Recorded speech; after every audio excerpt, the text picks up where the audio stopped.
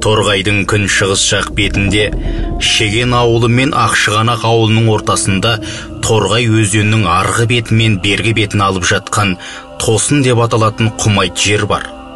Осы жерді бір кездері Қалмақ жұрты мекен депті. Қалмақтың Садырбала деген батыры сол жердегі Қарсақбасы деген төбенің басына шығып алып, күнде қазақтарды жекпе-жекке шақырып мазалап, мазақ қыла берген екен.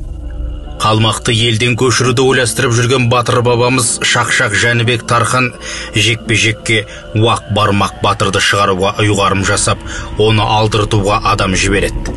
Бармақ батыр ол кездері қонысы Нарын құмы жақта болыпты. Шақыртуды естіген Бармақ батыр қос атпен желдетіп жүріп отырып, 3 күнде Жәнібек Тарханға жетіпті. Келгеннен кейін Уақ Бармақ батырға Жәнібек Тархан барлық болған жайтты түсіндіріп, жекпе-жекке дем алып ертең шығасың ба әлде бүгін айқасып көресің бе деп сұрайды. Бармақ батыр: ұрыста тұрыс бола ма? Не де болса қазір шығам айқасқа дейді. Жәнібек Бармақ батырға ырзалықпен қарап келісім беріп: сенің сандал көгің шаршап келді ғой, менің қаз мойын қара тұлпарымды мін деп ұсыныс айтады. Қалмақ жағымен алдын ала сөйлесіп, қырғын қан төгіске жол бермеу үшін Жәнібек Тархан келіс сөз жүргізіп, екі жақта да былай деп келіскен екен: екі батыр жекпе-жекке шықсын, қай жақтың батыры жеңсе, сол жақтың дегені жүреді деп. Қарсақбасының дәл төбесінде қазақтың батыры Уақ Бармақ пен Қалмақтың батыры Садырбала жекпе-жекке кездескен бетте Қалмақ батыры атын бұрып алып, кейін қарай қаша жөнеліпті. Бармақ батыр қашқан Қалмақ батырының жолын кесіп, алдынан келіп шаншып түсіру үшін ұмтылғанда, астындағы аты қаз мойын қара тұлпар жете алмай қалады. Қашқан жауды артынан соққы жасау қай батырға болмасын мін боп тағылатындықтан, қашқан Қалмақтың артынан соққы жасамай қалып қояды. Содан Бармақ батыр қайтып келіп, өзінің сандал көк атын ерттетіп төбе басына қайта шығып, Қалмақ батырын жекпе-жекке шақырады.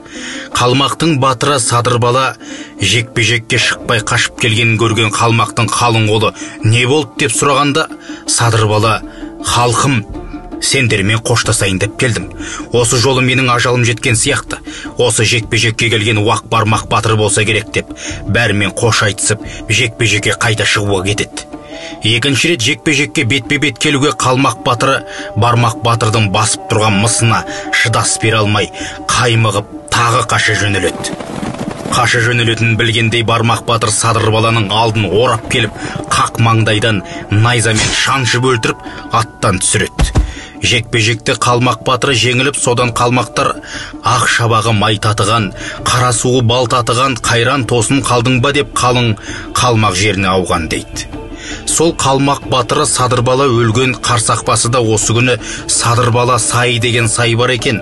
Қалың Қалмақ босаған жерден Жәнібек бабамыз Уақ Бармақ батырға қалаған жеріңнен қоныс ал деп, таңдаған Тосынның арғыз жақ шетінен қоныс жер бөліп берген екен. Ол жер Уақтың Қызыл Жар деп аталыпты. Торғай жеріне қазіргі Уақ руының қоныстануына міне осы оқиға себеп болған деседі көнекөз қариялар. Осы Уақ Бармақ батырды бірде жолаушылап келе жатқанда қалмақтар қоршап қолға түсіріпті. Қолға түскен қазақ батырын енді не істейміз деп ақылдасқанда, барлық қалмақ өлтіру керек деп шуылдасады. Мұны естіген Бармақ батыр Қалмақ ханына қарап: мен жолаушылап келе жатқанда қолға түсірдіңдер, өлтірсеңдер өлтіре беріңдер, мен үшін ағаларым бәрібір өш алмай қоймайды деп қасқайып тұрып алады. Мұны естіп тұрған Қалмақ ханы: неше ағайындысыңдар деп сұрайды. Бармақ батыр оған: 5 ағайындымыз, Жәнібек, Жәуке, Есет, Сәрке және мен 5-еуміз деп жауап береді. Қалмақ ханы қазақтың бірыңғай ығай мен сығай бас батырларының атын естіп, бұлар бәрібір бізді тыныш қоймайды деп, сый-сияпатын жасап босатыңдар деп, Қалмақтың бір қызын қосып беріп, босатып жіберген екен. Бармақ батырдың сол Қалмақ қызынан Қарабақ Уақ әулет тарайды екен.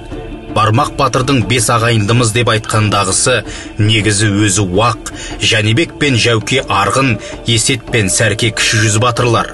Сол кездегі аталарымыздың бірлігі мен ынтымағы, бір-біріне қорғаны осындай болған екен.